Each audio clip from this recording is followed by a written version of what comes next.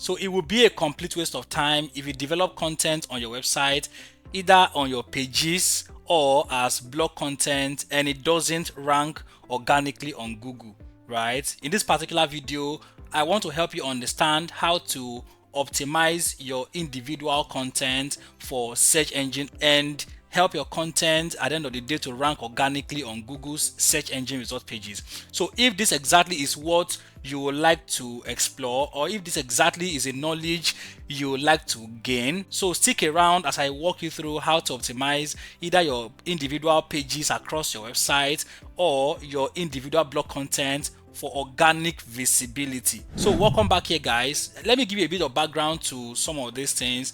When you write content on your website, there are two audiences that you are targeting with this content, and the very first audience are humans like yourself and myself, right? Because at the end of the day, we will be the ones who goes through this content, digest this content, and get to employ the information that had been shared in this content in our everyday lives to get answers to some of our questions, obviously. So apart from individual humans like yourself and myself, so Google also is another audience that your content is trying to reach out to, because in the very first place, Google will have to discover your content, right, and index your content also before it can serve the content to individual human beings like yourself and myself to explore the content, right? So Google is the first audience and humans are the second audience. But when you end up writing content that is not optimized first for Google and then also for humans, it becomes difficult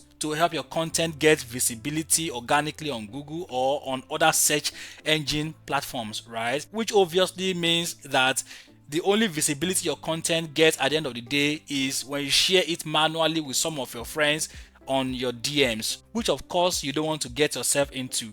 So in this particular video, once again, I want to help you understand how to optimize your content, either your page content or your blog content, to rank organically on Google so that it gets organic visibility and of course driving tons of traffic into your website and help you achieve results at the end of the day. So when I say result, I mean either a lead result or an outright sales result. So if this makes sense to you, let's get started with this immediately.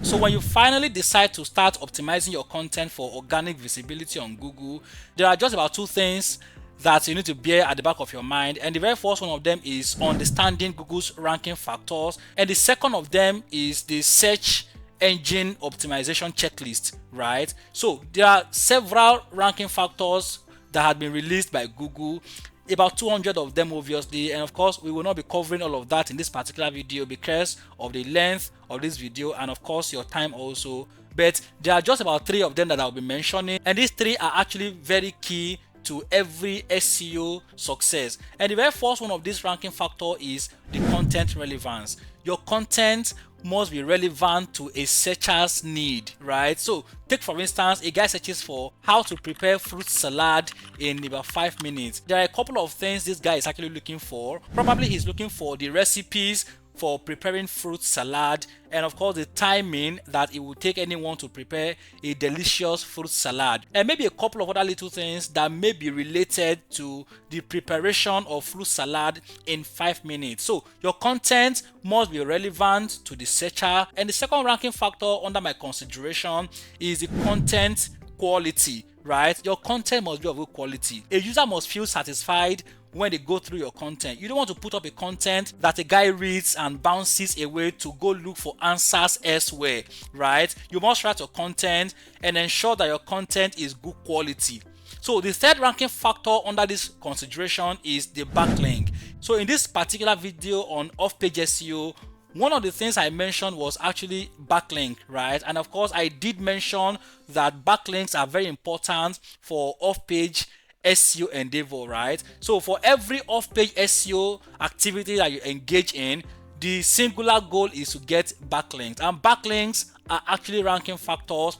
Good quality backlinks are ranking factors that you don't want to miss out on. So good quality content, content relevance, and of course good quality backlinks are good examples of Google's ranking factors. And of course these ranking factors, when done well, will help your content get really optimized for organics. So apart from Google's ranking factors, another thing you need to put into consideration is the SEO checklist, right? So SEO checklists are not SEO strategies, and SEO checklists are not SEO ranking factors. So checklists are simply, as the name suggests, checklists. They are some of the things that Google expects that you put together inside of every content that you write in order to send a signal to the search algorithm that this exactly is what you're trying to achieve or to actualize in this particular content. And one of those checklists is keyword, right? Your keyword, every content you write must have a focus keyword.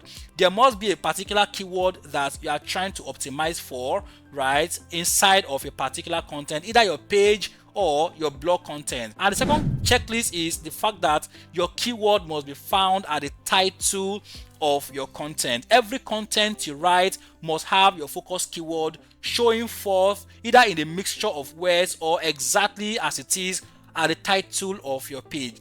And the third checklist is you must ensure that your focus keyword is found inside of the page or the content URL. Every page you develop, every blog content you write must feature your focus keyword. And apart from this also, your focus keyword must be used at least once or twice in the heading section of every page or every blog content you write, either in the H1 section or the H2 section, or maybe a combination of the two. The next checklist is your focus keyword must be used at least once or twice or thereabout within the body of the content. And of course, you must be very careful never to get caught in the web of keyword stuffing, right? That is why I simply advise that your focus keyword, the exact focus keyword that you are optimizing a particular page or content for, should be used at least 3 or 4 times within the body of the content, depending on the length of the content. So let's say, for instance,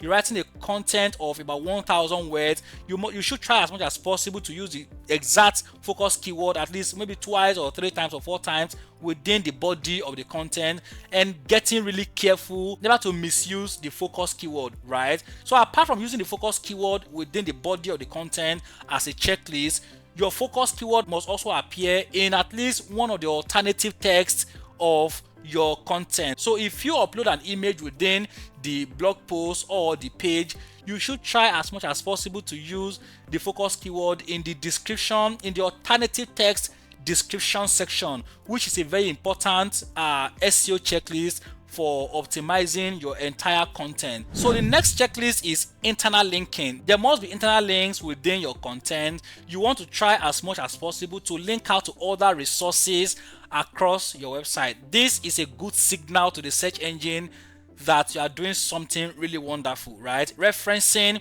other content within your website. And once in a while, you should use external links also, which is another good checklist for SEO. External links are signals to search engine that some of the information you've got on this particular page are not entirely yours, right? You probably got some information from outside resources or from third-party resources. And of course, referencing or linking back to those third-party platforms is a good signal, is a good SEO checklist, right? So internal linking, right? External linking, focus keyword in the title of the page, right? Keyword, very good quality keyword research, focus keyword in the URL section, focus keyword in 1 or 2 heading section of your content, either the H1 or the H2 or a combination of the two. So the focus keyword used naturally within the body of the content, right? Maybe maximum of 4 times. There are several other SEO checklists, but because of the length of this particular video, I think we should stick with these particular ones I just mentioned right now, and maybe subsequently we'll get to explore some other SEO checklists. I hope all of these things make sense to you guys. So as a recap, first of all, to optimize your content for organics, for SEO, you must master some very important ranking factors. And of course, I did mention 3 of them: content relevance, content quality, and good quality backlink. And of course, you must master the use of some SEO checklists, as I mentioned already. So for this SEO checklist, as a beginner, you may not be able to remember all of these SEO checklists offhand. That exactly is why you have some SEO tools like Rank Maths, like Yoast, to help you or to assist you in getting some of these things done for every content that you put together on your website. So I do really hope that this particular content is beneficial to you, and of course also I do really hope that you are able to practice everything I've covered in this particular content. So thank you so much guys, and that'll be it basically for now.